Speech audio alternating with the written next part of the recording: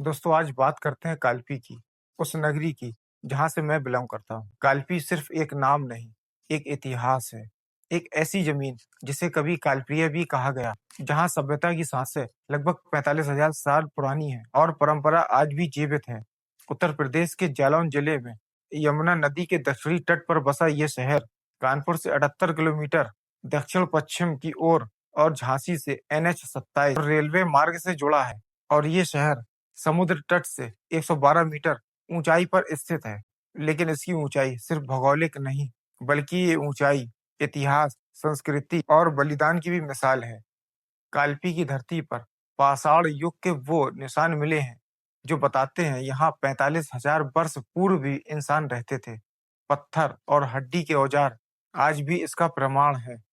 34वीं सदी के कन्नौज के राजा वासुदेव ने इसे कालप्रिय नगरी के नाम से बसाया, जो धीरे धीरे काल्पी के नाम से प्रसिद्ध हो गया। मान्यता है कि महाभारत के रचयिता श्री वेद व्यास जी का जन्म भी यहीं हुआ था। यमुना तट पर स्थित उनकी गुफा और मंदिर आज भी श्रद्धा का केंद्र है।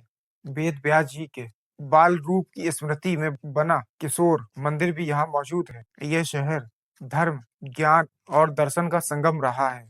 काल्पी सिर्फ हिंदुस्तानी संस्कृति का केंद्र नहीं, बल्कि यहाँ इस्लामी इतिहास की भी गहरी जड़ें हैं। 14वीं से 16वीं सदी के दौरान जब यहाँ मुस्लिम शासन यहाँ आया, तो कला, वास्तुकला और संस्कृति को एक नया रूप मिला। लोधी वंशकाल में बना 84 गुंबदों वाला एक मकबरा आज भी उस दौर की स्थापत कला की मिसाल है।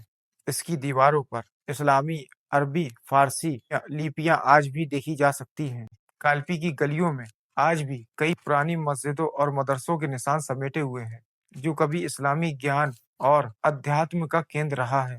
1857 की क्रांति में रानी लक्ष्मीबाई के साथ लड़ने वाले कई मुस्लिम सेनानी भी शामिल थे, जिनकी कुर्बानी आज भी काल्पी की मिट्टी में बसी हुई है। ये वो लोग थे जो मुल्क के लिए लड़े थे। 1196 1196 में कुतुबुद्दीन ऐबक ने काल्पी को जीता। लोधी वंश के दौर में यहाँ एक टकसाल स्थापित हुई, जहाँ तांबे की मुद्राएं यानी सिक्के बनाए जाते थे। यह स्थान एक आर्थिक केंद्र बन गया। अकबर के शासनकाल में काल्पी एक प्रशासनिक रूप में उभरा। बीरबल अकबर के नवरत्नों में से एक का भी जन्म काल्पी के समीप हुआ था। 18वीं सदी के मध्य में मराठों ने काल्पी पर कब्जा किया और 1803 में ये अंग्रेजों के अधीन आ गया। 1811 से 1824 तक ये बुंदेलखंड एजेंसी का मुख्यालय रहा। 1857 के स्वतंत्रता सेनानी रानी लक्ष्मीबाई और ब्रिटिश जनरल ह्यू रोज के बीच यही निर्णायक युद्ध हुआ था। ये धरती वीरता और बलिदान की साक्षी रही है। काल्पी की प्रमुख ऐतिहासिक और धार्मिक धरोहरें आज भी इसकी गरिमा को दर्शाती हैं। 84 गुंबद, लोधी काल का मुख्य मकबरा 84 गुंबजों के साथ, लंका मीनार, यमुना किनारे स्थित ये ऐतिहासिक मीनार एक रोचक आकर्षण है। काल्पी किला स्वतंत्रता संग्राम की कई लड़ाइयों का गवाह। काल्पी की सूफी विरासत भी उतनी ही समृद्ध है जितना यहाँ का इतिहास। यहाँ के मशहूर सूफी संत हजरत मीर तिरमिजी रहमतुल्लाह अलैह की दरगाह आज भी रूहानी सुकून का केंद्र बनी हुई है, जहाँ हर धर्म के लोग दुआ करने आते हैं। उनकी खानका सदियों से तालीम, सेवा और आध्यात्मिक साधना का प्रतीक रही है।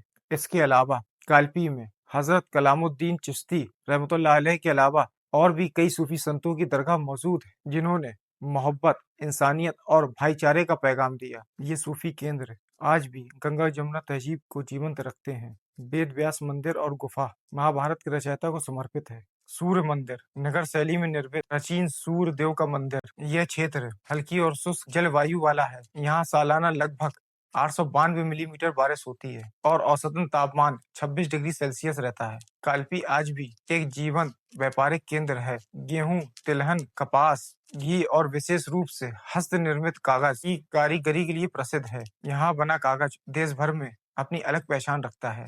काल्पी उत्तर मध्य रेलवे के कानपुर झांसी सेक्शन पर स्थित एक प्रमुख स्टेशन है। यह NH 27 के माध्यम से सड़क मार्ग से भी जुड़ा है और निकटतम हवाई अड्डा चकेरी कानपुर लगभग 100 किलोमीटर दूर है। काल्पी एक जीवित इतिहास है, जहाँ प्राचीन सभ्यता से लेकर आधुनिक कारीगरी की यात्रा समाई है। यहाँ वेद व्यास जी की लेखनी भी है और रानी लक्ष्मीबाई की तलवार भी। यहाँ 84 गुंबद की गूंज और हस्त निर्मित कागज की खनक भी है। अगर आप भारत की असली जड़ों को समझना चाहते हैं तो काल्पी सिर्फ एक मंजिल नहीं, बल्कि एक अध्याय है, जिसे पढ़ना नहीं जीना चाहिए।